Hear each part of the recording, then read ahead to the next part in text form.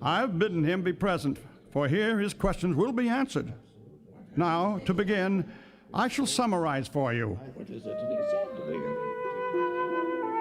Not all that was spoken and debated in the council need now be told. Much was said of events in the world outside, especially in the south. Then Glóin told of the dwarves of the Lonely Mountain. 30 years have passed since Balin went with Ori and Owen to open the mines of Moria. We have heard no word since, but then, about a year ago, a messenger came to Dane, but not from Moria, from Mordor, a horseman in the night. The Lord Sauron the Great, so he said, wished for our friendship. Rings he would give for it, such as he gave of old. And he asked urgently concerning hobbits, of what kind they were and where they dwelt. For Sauron knows, said he, that one of these was known to you on a time. At this we were greatly troubled. Then he lowered his fell voice to add that as a small token only of our friendship, Sauron asked that we should find this thief, such was his word, and get from him, willing or no, a little ring, the least of rings that once he stole. Then the realm of Moria shall be ours forever. Twice now the messenger has returned for our answer, and the last time, so he says, is soon to come. So I have been sent at last by Dane to warn Bilbo that he is sought by the enemy.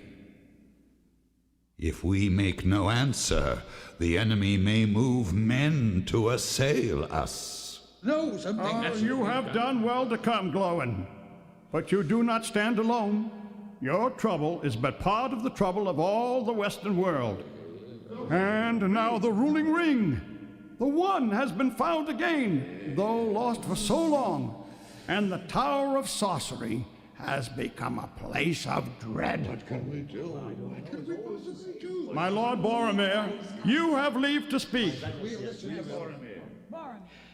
Master Elrond, believe not that in the land of Gondor the blood of Númenor is spent, nor all its pride and dignity forgotten. By our valor, the terror of Morgul is kept at bay, but the nameless enemy has risen again. Smoke rises once more from Orodruin, that we call Mount Doom. The power of the Dark Land grows, and we are hard beset. And this very year, sudden war came upon us out of Mordor, and we were swept away. Mordor has allied itself with the Easterlings and the cruel Haradrim. I don't seek allies in war. The might of Elrond is in wisdom, it is said. A dream my brother had, and once did I. From it a voice cried, "Seek for the sword that was broken. In Imladris it dwells, a token that doom is near at hand. For Isildur's bane shall waken, and the halfling forth shall stand." Our father Denethor, lord of Minas Tirith, said only that Imladris was of old the name where Elrond dwelt, whose house I have sought for so long. And here in the house of Elrond, more shall be made clear to you, Lord Boromir. Here is the sword that was broken. And who are you, and what have you to do with Minas Tirith? He is Aragorn, son of Arathorn, descended through many fathers from Isildur, Elendil, son of Minas Ithil. He is the chief of the Dunedain in the north, and few are now left of that folk. Then it belongs to you and not to me at all. It does not belong to either of us, but it has been ordained that you should hold it for a while. Bring out the ring, Frodo. The time has come. Hold it up, and then Boromir will understand the remainder of his riddle. Behold, Isildur's bane. Yes, and the halfling. Is then the doom of Minas Tirith come at last? But why should we seek a broken sword? Doom and great deeds are indeed at hand. For the sword that was broken is the sword of Elendil. It has been treasured by his heirs, for it was spoken of old among us, that it should be made again when the ring Isildur's bane was found. A new hour comes. Battle is at hand. The sword shall be reforged. I will come to Minas Tirith. So you say. I have seen a bright ring in a halfling's hand.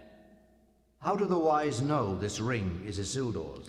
These things it is the part of Gandalf to make clear, and I call upon him last, for it is the place of honor, and in all this matter he has been the chief. Well, some would think the tidings of Glóin and the pursuit of Frodo proof enough that the halfling's trove is a thing of great worth to the enemy. Yet it is a ring. What then? The 9 the Nazgul ringwraiths keep. The 7 are taken or destroyed. The 3 we know of. What then is this one that he desires so much? Some here will remember that many years ago I myself dared to pass the doors of the necromancer and found thus that our fears were true. He was none other than Sauron, our enemy of old, at length taking shape and power again. We also learned that as his power grew, he was seeking ever more eagerly for the One. Saruman said nay, that the One would never again be found in Middle-earth. It has rolled down the river to the sea, he said. Well, there let it lie until the end. Yes, I was at fault, and lulled by the words of Saruman the Wise. We were all at fault, and but for your vigilance, the darkness maybe would already be upon us. But say on. Well, I and Aragorn here, we searched for Gollum, for my heart misgave me. Then I forsook the chase, and in Gondor, Boromir, I found a scroll that Isildur made describing it after he cut it from Sauron's hand after the battle. Yes, he saw writing on it, which the heat made clear. He traced this writing, and when I read those words, my quest was ended. Upon that very ring which you here have seen held aloft, round and unadorned, the letters that Isildur reported may still be read, if one has the strength of will to set the golden thing in the fire a while. That I have done. And this I have read. One ring to rule them all. One ring to find them. One ring to bring them all, and in the darkness bind them. Let Legolas speak. Alas, alas, the tidings that I was sent to bring must now be told. Only here have I learned how evil they may seem. Smeagol, who is now called Gollum, has escaped. Escaped? We shall rue it bitterly, I fear. How came this? We had not the heart to keep him ever in dungeons under the earth, where he would fall back into his old black thoughts. You were once less tender to me when elves imprisoned dwarves. Now come, pray don't interrupt, my good Glóin. That was a regrettable misunderstanding, long set right. If all the grievances that stand between